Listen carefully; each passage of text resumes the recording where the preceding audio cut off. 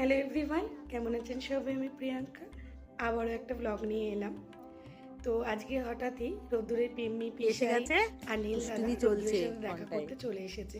যেহেতু আমি বাপের বাড়ি রয়েছি তো ওরা এখানেই এসেছে দেখা করতে। তো ভাগনার ফেভারিট পনির আর সাথে লুচি। তো ও যেহেতু স্কুল থেকে ফিরেছে খিদের মুখে, তো ওর জন্য একটু জলখাবার করে নিলাম, লুচি আর পনিরের তরকারি। নন্দই জানে আমি মিষ্টি খেতে ভালোবাসি।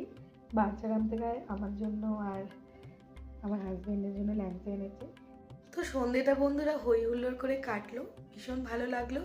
ছেলেও খুব আনন্দ করেছে। সব তো আর ভিডিও করে দেখানো সম্ভব না।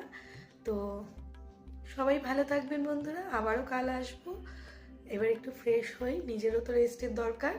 Good night.